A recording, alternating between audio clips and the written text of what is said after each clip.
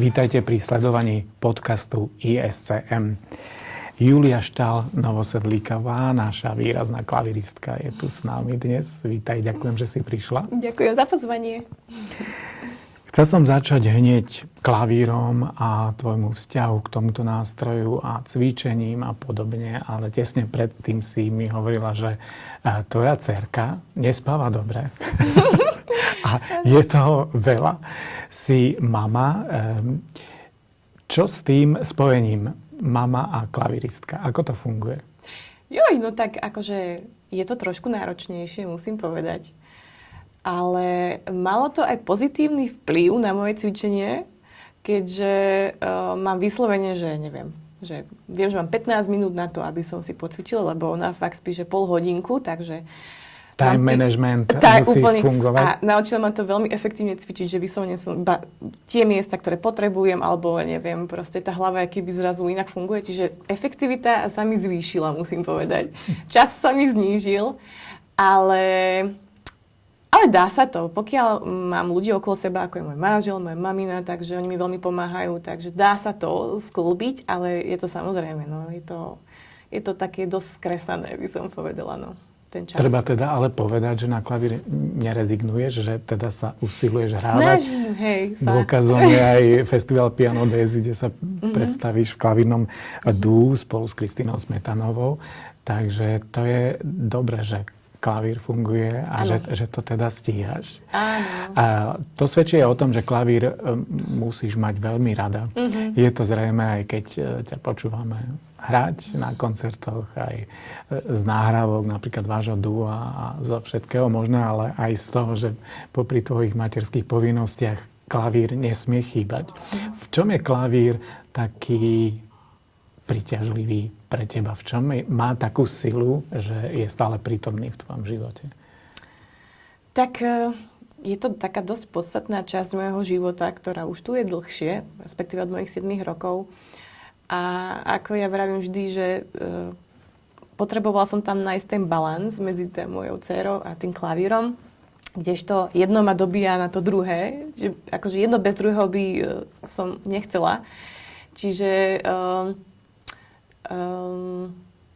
tak by som to povedala, že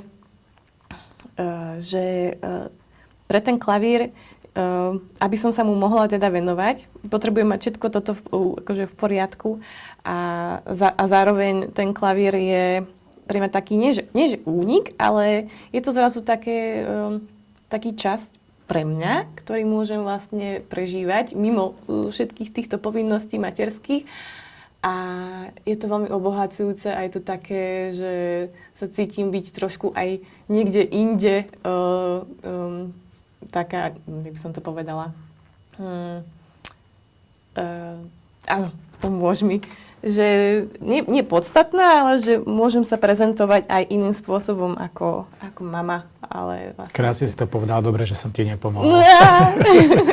A vyslovene, keby sa ťa niekto opýtal, že prečo by som mal začať sa venovať klavíru, alebo že prečo by som ho mal počúvať. Aké teda tie krásy alebo benefity by si mu vymenovala?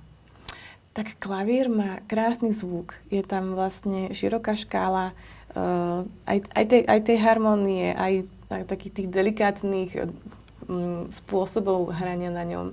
A vlastne je to nástroj, na ktorý vlastne môže mať orchestrálnu podobu, čiže vlastne vie vyplniť všetky tieto škály a no neviem prečo, tak podľa mňa sa treba si ho vypočuť, ale je to jasné. Áno, presne, je to špecifický nástroj. No. Ako si aj povedala, že teraz v tomto období je to taký tvoj aj vyjadrovací prostriedok, alebo dokonca až terapeutický. To znamená, že hovoríme skôr o umení, o hudbe, ako o vyslovene, že klavírnych záležitostiach, prstov a hráčskej technike, hráčskom aparáte. V akej miere to u teba funguje? Teda naozaj to čisto klavírne a potom to hudobné, umelecké, alebo či to vôbec možno oddeliť? Myslím, akože čisto klavírne, čiže... Do akej miery je klavír hudbou? Predovšetkým do akej miery je hudba, teda naozaj je to prstové a to klavírne? Tak, to je taká celkom ťažká otázka. Pre mňa bol vždy klavír hlavne hudbou a to prstové už tam potom vždy nejako tak prišlo, alebo nejak sa tam už proste potom ocitlo. Možno to prstové funguje aj vtedy, keď je Áno, na prvom mieste hudba. Áno, akože u mňa to tak je. U mňa to tak je, že keď je u mňa na prvom mieste hudba, tak ten aparát už vlastne ide akoby intuitívne s tou hudbou, no. Tak by som to ja. Ale pre každého samozrejme to môže byť úplne inak, ale ja to takto pociťujem. Čo iné hudobné nástroje? Pretože napríklad tvoja sestra Lenka Novosedlíková je skladateľkou, ale aj veľmi dobrou bicistkou. Tvoj manžel je skladateľ, čiže nie priamo, že nejaký hudobný nástroj, ale všetky hudobné nástroje. A ty tiež spolupracuješ ako aj komorná hráčka s inými nástrojmi. Ako vnímaš možno tieto hranice medzi klavírom, ktorý je ten tvoj, a možno obľubou zvuku a možnosti iných nástrojov? Áno, ja som sa začala komornej hre venovať pomerne skoro, už vlastne na konzervatóriu. A mňa akože vždy ma fascinovali iné nástroje, spôsob hrania, tá zvukovosť. A bola to tiež pre mňa určitá inšpirácia aj na tú moju hru, na tom klavíri, keďže vlastne ja ako klavirista, vlastne tá mechanika úplne inak funguje, napríklad ako sláčik na strunách a podobne, ale nejakou svojou predstavou alebo niečo, čo cez teba prejde, si vieš ako keby pretaviť ten pocit alebo ten zvuk, čo by si vlastne chcel počuť, a vie ti to vlastne pomôcť aj v tom klavíri. Čiže pre mňa je komorná hra veľmi podstatná, počúvanie iných nástrojov, počúvanie aj spevu, veľmi dôležitá pre moju hru, by som to tak. Hovoríme o klavíri, ale na ňom treba niečo hrať, teda hľadať repertoár, aby sa jej mohla vyspievať melódiu ako husle. Čo si teraz povedala, tá inšpirácia, alebo hrať ako bicie. Áno, presne. Kým je človek na škole, tak tam je taká tá spoločné hľadanie s pedagógom aj repertoáru. Raz som videl také video, jedna absolventka prestížnej školy, klaviristka, hovorila, že naučili ju veľmi veľa na škole, ale že čo ju nenaučili je starať sa sama o seba. A ty si vlastne v tej situácii, že už nie si na škole a teraz sama vlastne hľadáš, čo hrať, kde hrať, do čo sa pustiť a tak. Tak ako funguje toto tvoje rozmýšľanie? Akože ja sa musím priznať, že ja už som toto staranie sa o seba mala už počas toho štúdia. A samozrejme, vždy som spĺňala všetky tie povinné, čo sa týka osnov, že čo máme nacvičiť na skúšky a podobne, ale vždy som siahala aj po niečom inom. Aj teda, či už to bola komorná hra, alebo či to boli proste... No, ja veľmi obľúbujem súčasnú hudbu, čiže ja veľa spolupracujem so súčasnými skladateľmi, tým, že aj vlastne môj manžel je skladateľ, aj sestra je skladateľka, čiže ja som odjak živa tak keby v tom kruhu týchto ľudí. Vždy ma to bavilo siahať aj po niečom inom. Čiže pre mňa to není teraz niečo nové. Ja v podstate len pokračujem v tom, čo som už mala počas toho štúdia. Akurát, že už nemám to štúdium, už nemám tie povinné osnovy, ktoré musím spĺňať. Ale môžem samozrejme aj siahať po niečom staršom. Ale vlastne je to pre mňa stále to isté. Akože pokračujem v tom. Ako vyzerá to rozmýšľanie o repertoári? Prichádzajú niektoré veci same od seba, alebo aj teda áno. Aktívne aj hľadáš, že čo ťa zaujalo? Aj prichádza tým, že vlastne sa venujem tej súčasnej, čiže tam... Ťa oslovujú. Áno, áno. A teda aj tým, že vlastne hrám v rôznych zoskupeniach, či už triu s Ferkom Vyrostkom a Julkou Hurdovou, alebo či v duo s Kristinou Smetanovou. Tam si hľadáme ten repertoár priamo pre nás, pre naše zoskupenia. Čiže aj hľadám, aj to tak prichádza. A inšpirácie...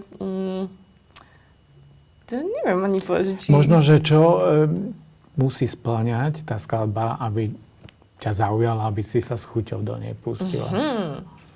Tak ja mám rada diela, ktoré sú menej hrané, menej prebádané. Čiže rada siaham po takých skladbách, ktoré možno nie sú nejakými takými tými... hitami, aby som to nazvala, ale sú možno pre poslucháča nové, ale samozrejme napísané napríklad aj v minulých storočiach. Čiže toto je pre mňa taký také niečo, čo ma priťahuje na tom. A mám rada, nech je ten program taký pestrý, že nech obsahuje aj možno nejaké také efektnejšie, možno aj také intimnejšie diela. Čiže už otázka dramaturgie, to tiež naozaj zaujímavé o tom uvažovať. Áno. Ako vytvorí vlastne jednu veľkú skladbu, ktorá sa skladá z menších. Áno. Devanas duo tvoríš s Kristínou Smetanovou a ona o tom už rozprávala, tak môžeme skonfrontovať, že aký je tvoj pohľad. Ako to rájmo? Spolu sme hovorili, že ako ste sa našli, tak to sme si už vypočuli, ale možno bude dobre si vypočuť aj tvoju verziu. Ako ste sa našli s Kristínou? Tak my sme študovali u rovnakého pedagóga na konzervatóriu. A vlastne on nás v podstate takým nejakým spôsobom dal tak dokopy. Nám navrhol, že či si nechceme spolu zahrať. Tak my, že jasné, lebo však my sme sa už poznali, boli sme kamarátky. Takže tam to tak keby začalo na tom konzervatóriu a potom to vlastne pokračovalo na tej vysokej škole. Zistili sme, že vlastne si spolu celkom dosť rozumieme v tej hre. Aj sa tak doplňame. My sme každá trošku iná, by som povedala, ale to je možno na tom to dobré a to zaujímavé, že vlastne potom ten spoločný výsledok je taký ucelený, taký, jak by som to povedala, no takto, ucelený. Že yin a yang sa tam stretne a je to presne, komplexné. To si možno otvorila už aj takú tému vízie v štvoručnej hre, pretože hráte na 2 klavíroch, ale povedzme si teraz o štvoručnej hre, lebo to je naozaj taký špecifický fenomén, že jednak táto hra prináša veľa radosti, ale aj veľa naozaj víziev už len technických, že keď odrazu klavírista mal k dispozícii len polovičku z klaviatúry. Ako to ty vnímaš tieto možno také, alebo že čo ty považuješ za také najväčšie výzvy v štvoručnej hre? No určite tam bude spadať ten priestor, pretože veľakrát tie skladby sú tak napísané, že naozaj sa tam zavadzáš tým človekom a zrazu vlastne tvoja prirodzená poloha tej ruky, ako si bola doteraz zvyknutá, že zrazu je inak. Musíš sa inak natočiť, uhnúť, alebo už niečo. Lakeť nemôžeš uvoľniť. A to je, áno, ale to je zrazu vec, ktorá... To je to, že my keď si to doma cvičíme každá zvlášť, respektíve ja, tak všetko super. Okay, a zrazu potom, tam príde a nič proste, lebo zrazu už vlastne inak sedíš, inak sa celá musíš náhnuť, čiže... Čo s tým, ako ste to vyriešili, alebo ako to riešite s Kristínou? No riešime to tak, že cvičíme čo najviac spolu, aby sme si našli ten spôsob, ako to vlastne celé vykonštruovať a snažíme sa nájsť, že aby sme boli vlastne obidve v takej príjemnej pozícii, čiže nájsť nejaký kompromis, že kedy uhne, kedy zase potrebuje niečo. A to je na tom dôležité, že spoločne musíme za tým klavírom sedieť a spoločne na to prísť, lebo to sám človek si nevie predstaviť tú druhú ruku, čo je vedľa, že čo tam asi bude robiť. To sú tie výzvy v oblasti možno takej fyziológie alebo fyzického stretu dvoch ľudí. A čo tie výzvy možno v obsahovej, trošku si to naznačila, že každá ste iná, ale musíte sa spoločne dopracovať k rovnakému chápaniu skladby, k výstavbe a tak ďalej. Toto ako prebieha? No, toto prebieha dobre. Zatiaľ sa nám nestalo, že by sme sa v niečom nezhodli. Práve naopak, tým, ako som presne povedal, že sme každá iná, tak je, ako keby si všímame iné veci v tej skladbe. Čiže každá povieme niečo k tomu a či už presne, že k dynamike, či k celému tomu konceptu tej skladby, či tej forme, alebo tak. A vlastne vždy sa nejak dopracujeme k výsledku, s ktorým sme obidve spokojné, si myslím. Teda dúfam, že aj Kristina to povedala, ale... Podobne, áno. Teraz si hovorila, že povieme si, to znamená, že to už evokuje formulovanie verbálne. Je to dôležité pre interpreta nie len teda hrať, ale aj možno si povedať a formulovať niektoré veci v hudbe? Ja si myslím, že áno, pretože to uvedomenie potom prechádza aj cez tú hlavu, cez ten sluch, áno, aj cez ten klavír to prechádza cez sluch, ale je to vlastne iným spôsobom, to prechádza cez tú hlavu a teda aspoň ja si myslím a tým pádom to vlastne prinesie ten efekt, ktorý to má priniesť. Ale jasné, je určite dôležité aj cez ten sluch, čiže zahrať si to keď napríklad niekedy tie slova nestačia alebo nevieme presne vyformulovať, že čo si pod tým predstavujeme. A čiže možno taká tá bilancia medzi týmito dvoma, by som povedala, že sú dôležité obidvoje. Vrátim sa ešte k repertoáru, lebo si hovorila, že máš rada menej frekventované skladby, prekvapivé skladby a možno teda konkrétne súčasnú hudbu. Možno povedať, že je to teda na nejaké dlhšie obdobie tvoja špecializácia, alebo máš v pláne sa venovať aj iným štýlovým obdobiam alebo širšiemu repertoáru? Tak určite áno. Toto by som povedala, že toto je taká asi moja momentálna doména, ktorej sa aj venujem, je tá súčasná hudba. Aj ma to teda veľmi baví, ale určite som otvorená aj presne aj nejakej staršej hudbe iným žánrom, by som povedala. Čiže nie je to nejaká finálna, ale aj napríklad s Kristinou tak tiež nehráme iba súčasnú, alebo aj s tým triom nehráme iba súčasnú. Čiže je to také, že aj tam by som povedala. Aj tým, že vlastne korepetujem na konzervatóriu, tak tam sa stretávam vlastne takmer iba so starou hudbou. Tam sa súčasná takmer vôbec nehráva. A čiže tam to tiež mám tak doplnené túto časť.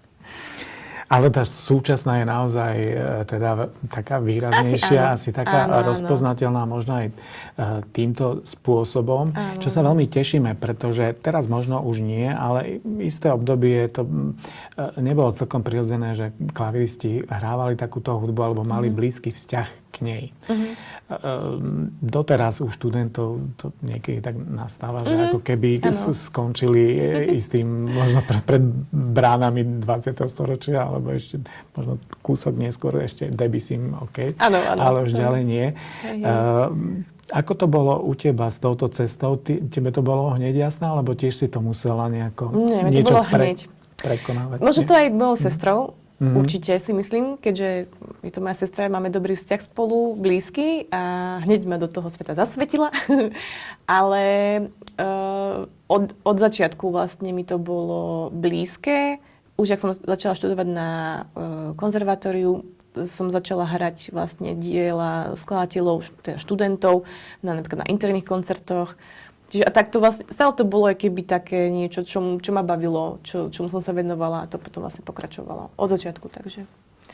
Myslíš si, že máme už za sebou teda to obdobie, že takouto hudbou niekoho podráždiš alebo šokuješ, alebo že nie je mu vlastná, alebo stále máme ešte... Ja si myslím, že stále sa niekto nájde, kto je tým šokovaný, ale už to plne není až tak. Ale určite sa stále nájde človek, ktorý je tým určite šokovaný a možno čaká niečo iné. Možno nepripravený by som skôr povedala na to. Lebo veľakrát to publikum očakáva presne niečo pekné, niečo harmonické, niečo možno efektné, že proste sa zdvihnú zo stoličky a budú standing ovation a to súčasná hudba neprináša. Si myslím, že do takejto miery.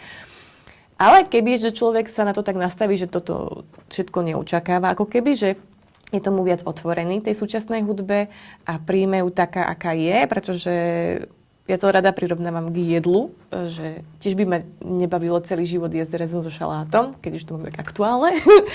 Ale rada skúšam aj nové jedlá, nové veci a to mám takisto vlastne aj s hudbou a s umením, že pre mňa niečo nové nie je niečo odstrašujúce alebo niečo, že Ježišmaria, čo sa to deje, ale skôr, že je super a to čo je a toto čo bolo. Čiže Zobráš to ako dobrodružstvo? Tak, presne. A takto by to, keby to vnímalo takto aj to publikum, tak podľa mňa by ich to ani tak nešoklo. Ale vždy sa ešte niekto nájde, kto podľa mňa ešte na to nebol pripravený. Možno je to aj tá výzva pre nás všetkých, ktorí sa takéto hudbe venujeme, aj naozaj verbalizovať tie veci a komunikovať s publikom. Presne. Pretože otvorený človek to určite neodmietne, ale možno, že potreba, ako si hovorila, že treba ho pripraviť, aby je pripravený. Rád hrávaš hry? Áno. Tak si zahráme jednu, dobre? Jejda, dobre. Tebe je to teraz blízke, hráme Ja mám rada veľmi hry a ja vždy musím vyhrať, takže... Tuto určite vyhráš, to ti zaručujem, pretože táto hra nie je úplne celkom, že o výhre. Je to taká hra, ktorú som sa hrával i ja s mojimi deťmi, keď boli malé, to sú už veľké. Keď sme mali nejaké dlhé cesty, alebo bolo ich treba zabaviť, tak som im dával na výber, že že toto alebo toto. Oni si niečo vybrali. Okay. Napríklad, že zmrzlina alebo rezeň. A oni Dobre. si, že zmrzlina. Jasne. Tak som sa veľa, akože je to v podstate o ničom, nikto nevyhráva, ale veľa som sa dozvedel o mojich deťoch, lebo potom sme možno diskutovali, že keby sme ale len zmrzlinu jedli a že niekedy je ten rezeň. Super, tak to budem zostalo potom, keď vyrastie. Odporúčam, keď bude trošku staršia možno. Ale možno by zvládla už aj teraz niečo. Takže budem ti dávať takto na výber. A veľa tých dvojíc, čo ti budem dávať, je také, že aj jedno, aj druhé prirodzene. A lenže figel v tej hre je, že ty si musíš vybrať jedno. Dobre. Skúsime. Som pripravená. Klasicistická sonáta alebo baroková suita? Klasicistická sonáta. Nemáš rada barok? Mám, ale nahranie až tak veľmi. A keď sme teda už to začali tak analyzovať, tak z toho klasicizmu, kto? Kto? Fú. Alebo predsa len je rozdiel Beethovenové Jasné. sonáty a Haydnové. No to presne, toto je. Že to je veľký rozdiel, ale mám rada oboje. Aj Haydnové, aj Beethovenové. Proste klasicizmus. Hudobná analýza alebo dejiny hudby? Hudobná analýza. Rozum alebo cit? Íha. Toto je to, že aj. Áno, áno. Jedno bez druhého asi nefunguje, ale možno, že v tomto období, alebo že keď máš vo vedomí prípravu na koncert, alebo študuješ niečo, čo je dôležitejšie. Cít? Matematika alebo chémia. Chémia. Toto je veľké prekvapenie pre mňa, lebo to som dal hudobníkom, že všetci povedia, že matematika. A už si tretia klaviristka, ktorá si vybrala chémiu. Fakt. Predstav si. Koncert alebo individuálne štúdium, príprava? Koncert. Solo alebo komorná hra? Komorná. To je tiež asi také obdobiami, že keď bude zase veľa komornej, tak áno, by sa určite, povedala, že určite. hutná technika, efektná sadzba alebo jednohlasná meditatívna melódia? Tu sme zase pri tom, že aj, ale asi jednohlasná meditatívna. To sme sa bavili s Kristínou, že... Ona určite dala hutnú, že? Teraz si už Nie, ona tiež dala meditatívnu, lebo my sme sa rozprávali o tom, že to je také typické pre mladých klaviristov, že hrať rýchlo a pravúrne a tak. A že sme veľké. Že už ste veľké. Že už prechádzate do toho, že ale netreba len proste ohúriť, ale ísť aj dovnútra. Takže aj ty si na tej ceste. Ja som tak vždy tak bola. Tak ja možno potom vyrastiem zase do toho efektívneho. Ty si nebola typická mladá klaviristka. Si ňou stále, no, ale taká nejaká vyspelá. Systém, štruktúra alebo voľnosť? Voľnosť. Presný zápis alebo otvorený zápis? Otvorený zápis. Schumann alebo Ligeti? Ligeti. V rámci roku českej hudby Smetana alebo Dvořák? No my budeme hrať Smetanu s Kristínou. No. Je to blízke menom. Takže asi Smetana. Pedál alebo bez pedálu? Pedál. Legato alebo portamento? Legato. Prečo? Milujem legato. Dá sa ním, ako keď si spomínala tie husle, možno preto. Možno, vidíš, no. Forte alebo piano? Piano. V súvislosti s tou meditatívou. No, to už nemôžem povedať forte teraz. Jasne, to už je dobré, no. Výtvarné umenie alebo tanec, balet? Tanec. A aj máš nejaké skúsenosti s tancom? Si chodila na balet? Keď som bola malá, áno. Chodila som na tanečnú, aj na folklór, aj na takú klasickú tanečnú, ale akože nikdy som sa tomu potom nevenovala nejako viac. Ale v podvedomí to stále máš. Asi to tam je. Ale chodila som aj na výtvarnú. Tak teraz neviem. Tak teraz nie. Aj si stihla v nejakom poslednom období vidieť balet alebo súčasný tanec?